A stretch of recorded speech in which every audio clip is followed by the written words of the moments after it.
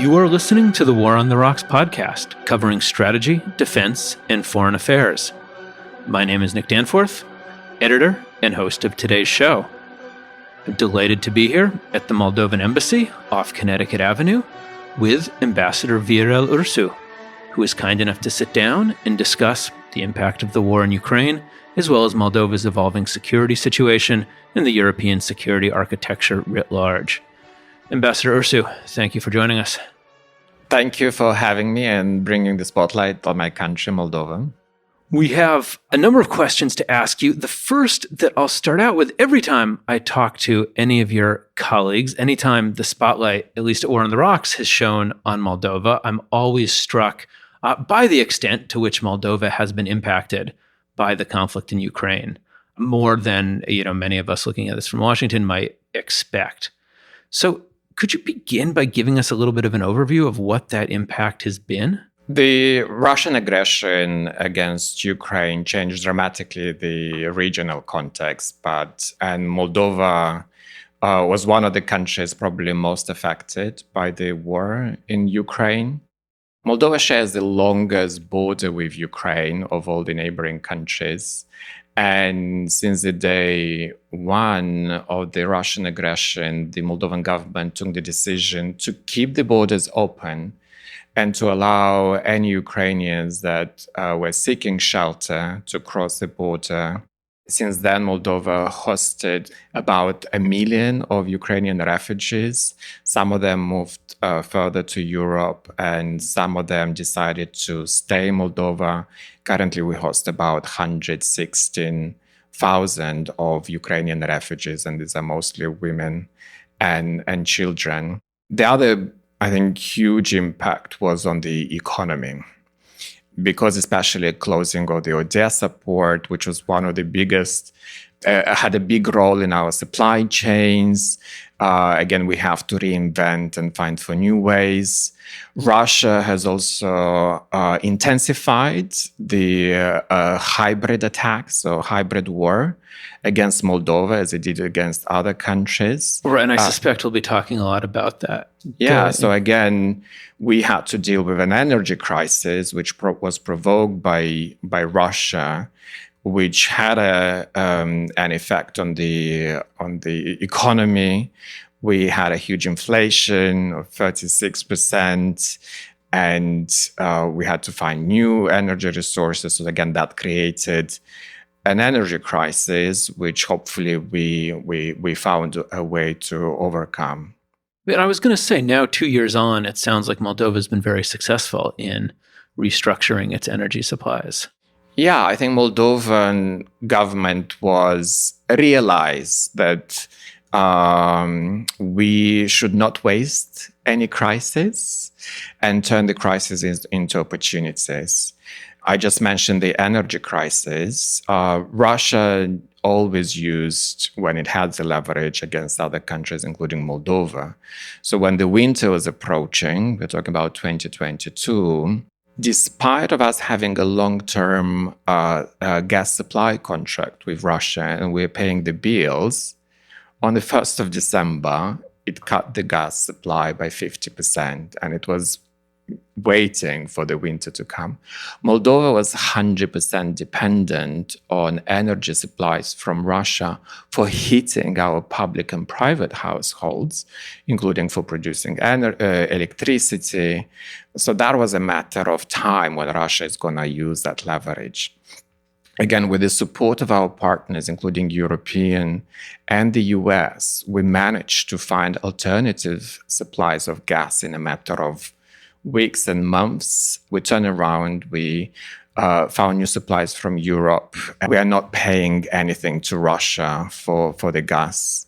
And we are happy with the new supplies of gas, mostly from Europe. We also changed the way we are buying the energy resources. So nowadays we buy gas in the summer for the winter. For the first time this winter, we got enough reserves, which we keep in Ukraine, to go through the winter, which allows us also to lower the prices. When Russia cut the gas supplies, unfortunately, we had to buy very expensive gas on spot markets. That would trigger the sevenfold increase of energy for private consumers.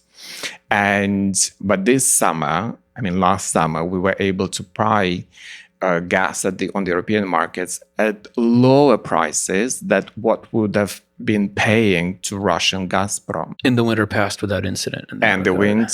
This winter, we were probably the most prepared. We had enough, as I mentioned, reserves. And the prices, we just decreased the prices for gas, though we still provide subsidies for the most vulnerable on the energy prices through the winter for the heating system. But hopefully in time that will go down. And then moving to the other challenges that have come with the conflict, Moldova was dealing with Russian interference well before the invasion of Ukraine. There were fears, obviously, that the situation in Transnistria would intensify with the beginning of the war. We've seen continued concern just in the last weeks. Can you give us a background on that, and then tell us how concerned Moldova is now about possible intensified Russian interference in Transnistria?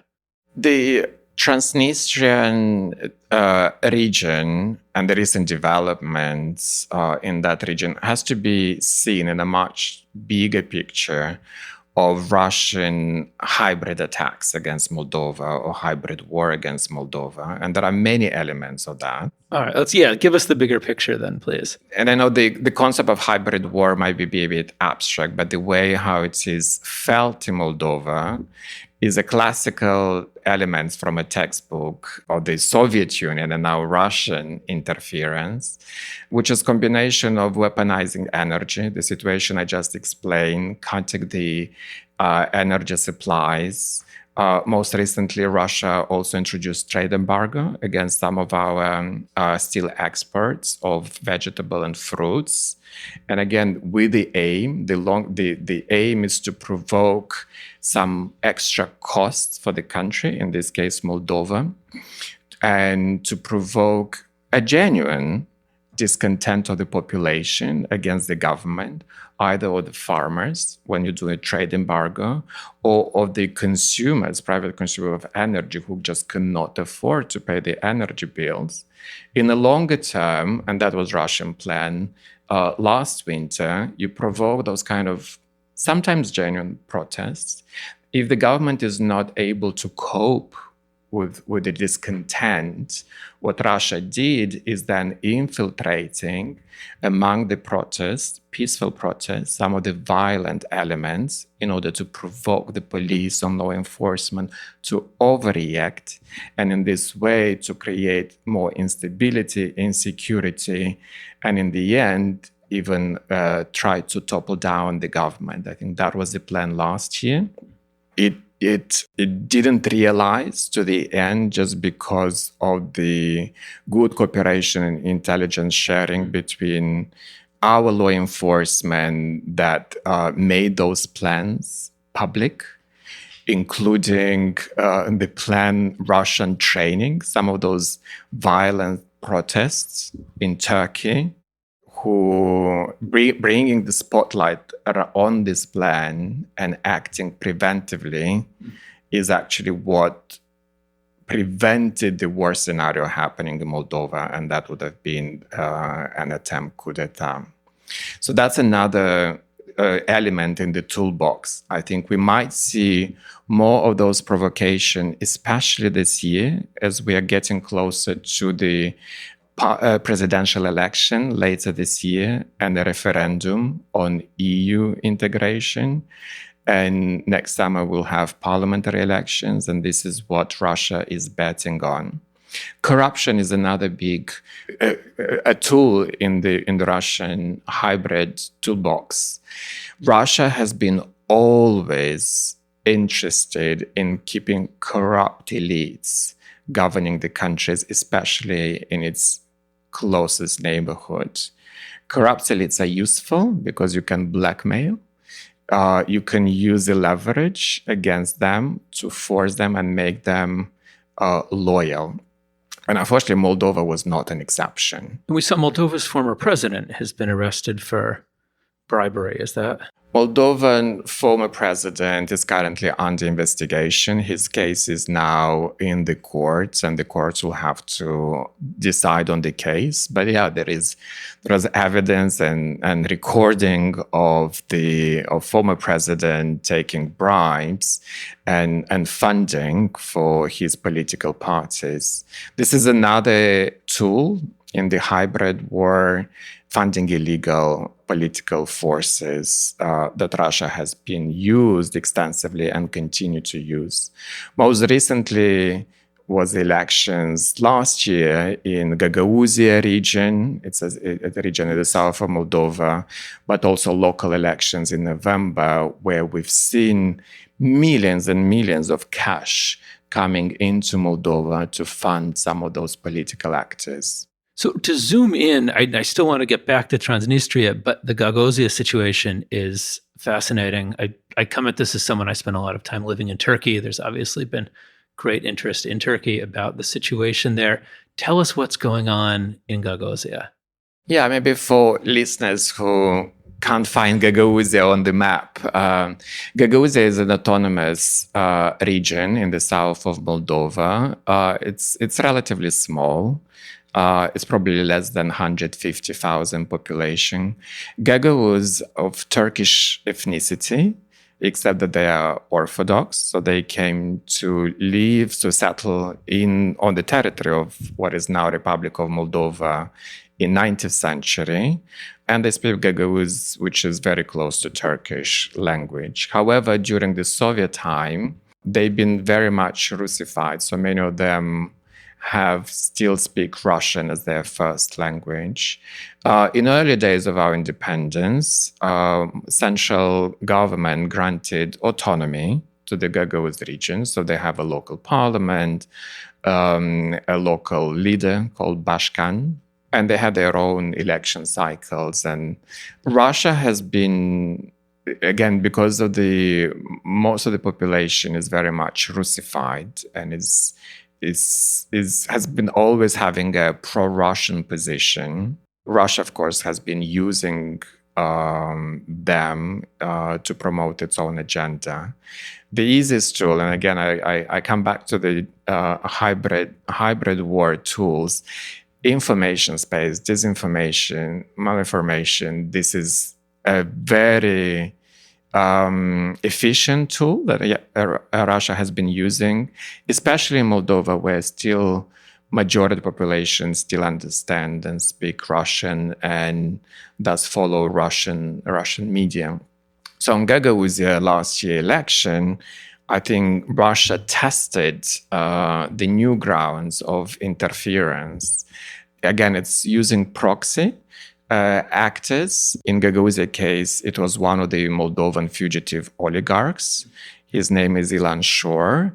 He's been convicted for Moldova for high corruption, but he managed to escape and is now living in Israel, waiting his extradition.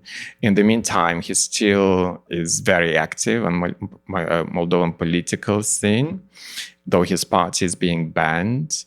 He managed to find an unknown personality in Gagauzia, and just in a few weeks managed to convince enough people to vote for her to become Bashkan. Again, there is a lot of evidence in the public sphere about the illegal funding of that political campaign.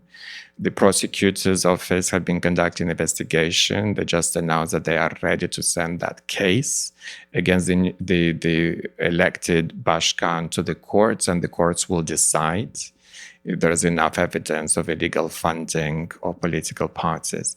Again, just to remind, because the Gagauzia is such a small area, the Bashkan, her name is Gutsul, she was able to be elected just with 27,000 votes. But I think Russia was quite inspired by the success of spending a few millions, which is not a lot of cash for Russia, and being able to convince enough voters to elect one of their proxies to lead the region. It also tested the same techniques in the local election that followed in November last year. That time, what we observe, Russia smartly has started also pouring cash, not just into openly pro-Russian political forces, but also some of the fake pro-European forces. And this is very difficult for a democratic country and a democratic government. Wait, tell us more about that, because the second part of what you're saying is not something we're as familiar with. Just because some of those, as I mentioned, Shore Party, which was represented in the Moldovan parliament, because of the conviction of its leader for high corruption and also for illegal funding of the party, the Constitutional Court last year banned the Shore Party. And in order to prevent for authorities banning some of those illegally funded political parties, Russia has been diversifying its strategy, and rather than putting all the eggs into one single basket, is now been funding different political parties in Moldova. So let me ask again, more big picture. One of the things that's come out of a lot of discussions about Russian meddling in the United States, I think, is a consensus that whatever nefarious plans Russia has, they're more successful when they find fertile ground, when they play on real discontent amongst voters. What, from the Moldovan government's perspective, is the approach to dealing with the broader context in which Russian interference is potentially successful? How do you strengthen Moldovan democracy? How do you build a, I guess now whole of society is the term, approach to standing up to this? I think what different crises, as I mentioned, that Moldova has to deal as an effect, as an consequences of the Ukrainian war. We passed the most acute period of that, and the war also changed Europe. It didn't change just Moldova, but Europe is becoming more united. And as you follow the news, we did have very positive developments on European Union leaders finally agreeing that EU should continue expanding because that's the only project of peace in Europe. Right. And that's Ukraine and Moldova became candidate countries just a few months after the start of the war. And last December, agreed to open negotiations for accession of Ukraine and Moldova to the European Union. This gives us a very positive agenda of transformation, and the population is behind it. I saw 2030 is the date that's been... That's the ambition for Ukraine and Moldova to join the European Union. It sounds like a long perspective, but European Union requires quite dramatic transformation of the economy, of the way how you operate. And 7 years would be still a record for any other country's accession. And on the defense side, I'm eager to hear more about Moldova's relationship with NATO and then the new security pact that Moldova just signed with France. Yeah, as you know, Moldova is a neutral country according to our constitution. That's why we're big supporters of Ukraine, because Ukrainian army is not defending just its own territory, but also Moldova. However, because of our neutrality, of course, we do not provide any military support to Ukraine. But we are happy to host our guests from Ukraine that seek shelter.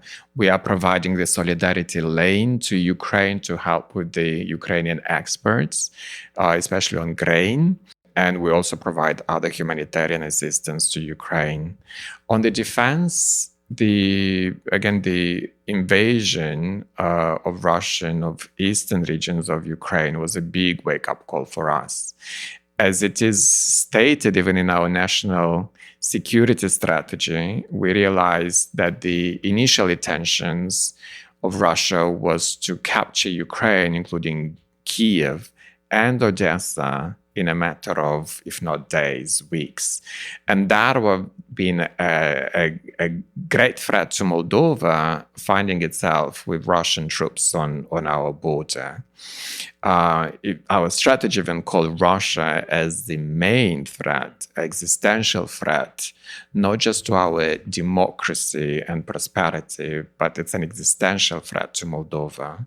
And the new security strategy, which was adopted just in December, states those threats and way how to overcome. Because of our neutrality, we are not seeking NATO membership the way Ukraine or Georgia are. However, I think it will make us feel much more safer if both of our neighbors, Romania and Ukraine, were to be members of NATO. In the meantime, we realize that we have been underfunding, underinvesting in our own defense and security. And we just starting a conversation with people among the population how to guarantee our security if we are not allowed to be member of any military alliance. Again, Russia is playing that card in its disinformation war and has been promoting since our independence the idea, which is very much instilled in the understanding of Moldovans, that neutrality means that neutral countries cannot have and should not have army to defend itself. And this is wrong. I think that's the conversation to have. I think neutral countries have even a bigger duty, and governments of those countries have a bigger duty to protect and invest more in their defense, which are only starting to do now. It strikes me in the course of this conversation, other conversations I've had with Moldovan colleagues, so much of the conversation about the Russian threat to Moldova, in DC at least, is focused on the situation in Transnistria. It doesn't seem like it's as much of a focus for people in Moldova. I think your colleague in a podcast we just did said that Chisinau was actually pretty chill about the situation. Just explain why that is, what the possible misperception is here. I think the actions of Transnistrian so-called leaders are not independent actions. So again, we see them as the action by Kremlin to provoke certain reactions and hoping to provoke overreaction of the Moldovan government. I think that's why we're chill, but still, of course, we pay attention to what's happening. And again, the plan, especially for this year, for Russia, is to provoke as much instability in the country, to make people feel unsafe, unsecure. So in order to influence their vote in the referendum that we're going to have later in October for European integration. Again, the disinformation works in the way saying that countries like Moldova, neutral small countries, should not take position in the bigger games. Even, Russia has been communicating that even Ukraine is just the subject of a war. It's just an object of a bigger game. And unfortunately, that's what we hear in Moldova from some of the political opponents saying, Moldova should not invest in its own defense and security. It's enough to have a neutrality clause. And then coming back to the Transnistrian, again, the most recent events when the leadership of that region called on some additional aid from Russia, it is more linked to the huge impact that the war in Ukraine has on the region itself. The region was a black hole for a lot of the illegal activities. I mean, the smuggling was the easiest one, but for Russia, it was very useful to have a region which is not controlled by any international actors for all kind of illegal activities. To be honest, Many of the Moldovan corrupt businesses, Ukrainian corrupt, also benefited from having that kind of a gray zone. What the war in Ukraine changed is that Odessa port has not been operating for a very long time. Transnistrian region has been dependent on some of its exports through Odessa. And since the war, all the exports and import to and from the region go through the territory controlled by the Moldovan government. So it's for the first time we can actually see what's going in and going out. So the corrupt pro-Russian elite was actually negatively impacted by Russia's invasion. Including, yes, because most of the big businesses from the region has been ceded to Russian oligarchs, which is also controlled by Kremlin. And that makes them very uncomfortable. The statistics online, the Transnistrian region has been trading and benefiting a lot from the Moldovan free trade agreement with the EU. 70% of exports from the Transnistrian region goes to the EU. And a lot of imports also come from the EU. And we want the government to remain committed for a peaceful, gradual integration of the region in Moldova, economic integration, and this is what is happening now. The recent reaction of the authorities in the region was to one of the decision of Moldovan government to have a unified approach on the way how the exports of all the companies in Moldova are being processed to the EU, which impose certain fees on the Transnistrian region exports at the same level as all the other fees for the Moldovan producers. The call was mainly for diplomatic support from Russia means, but again, these are not the new calls. Transnistrian region organized already several so-called referendums that were not recognized by any other countries, including by Russia. So these calls were not very new, and that's why we didn't feel that we had to react. I think what the Transnistrian region should really panic, and I'm surprised they don't, is that most probably at the end of this year, Russia won't be able to supply the region with gas. And that gas is essential, has been essential for the business model of survival of Transnistrian region.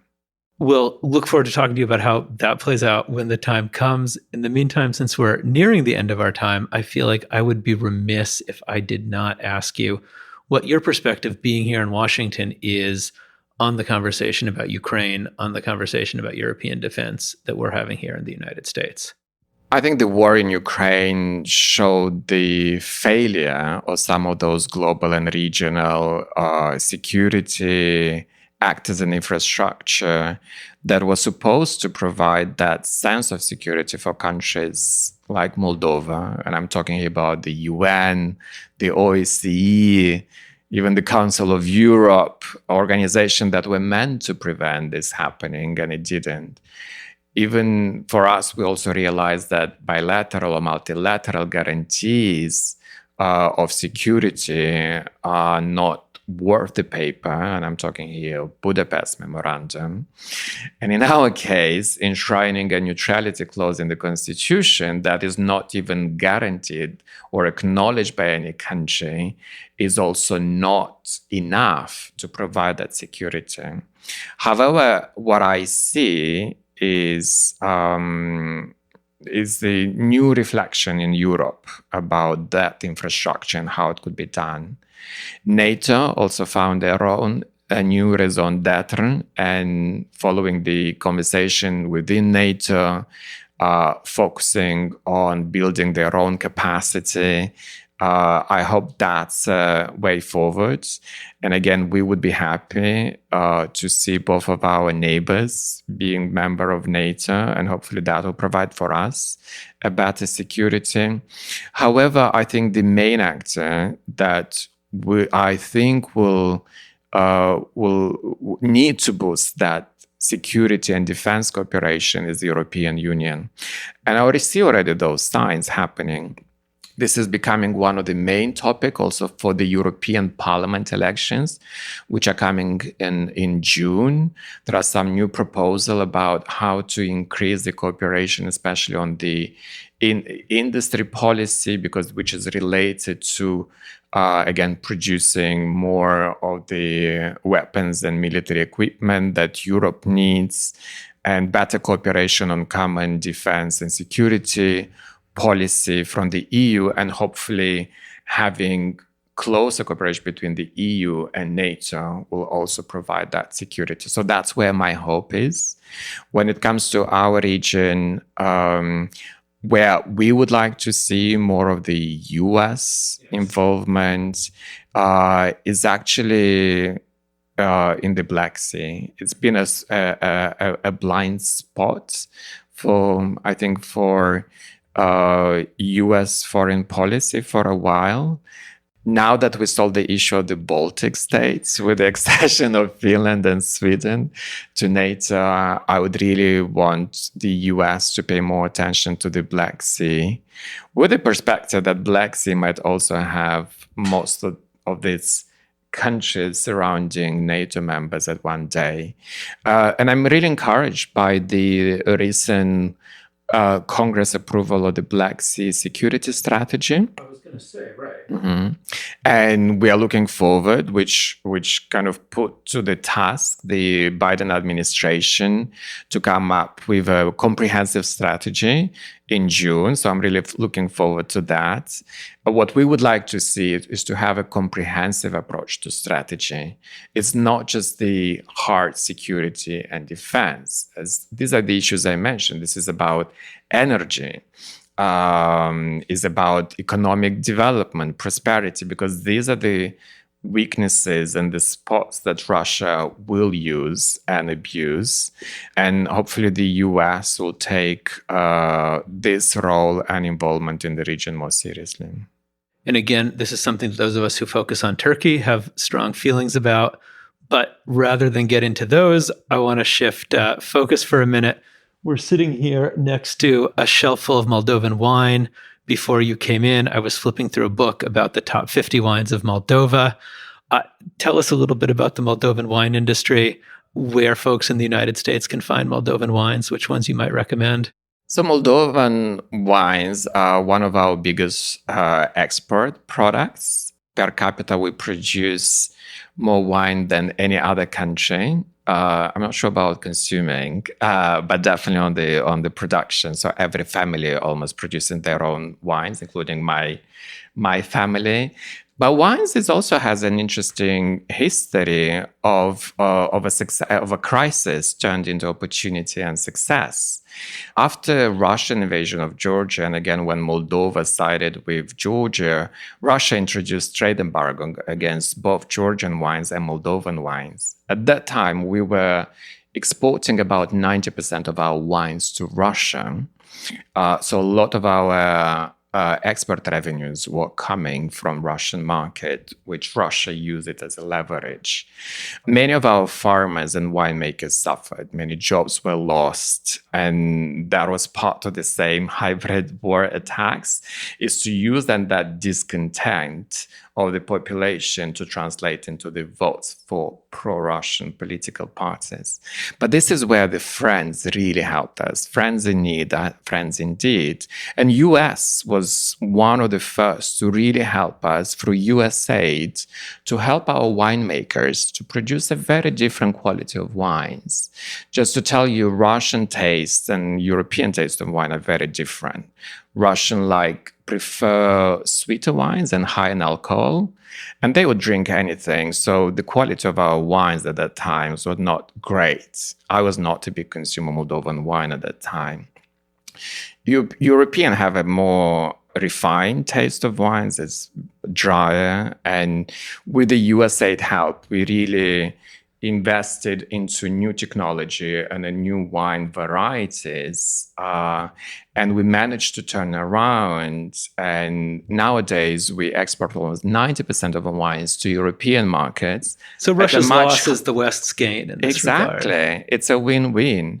And again, this it allows you to sell. The consumer is also in a win because it's a better quality of wines, but we also sell at a better price and higher profits.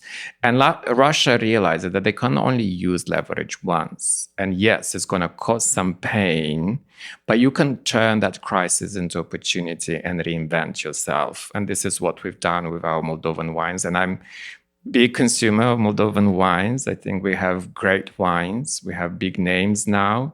And you can find them in the US.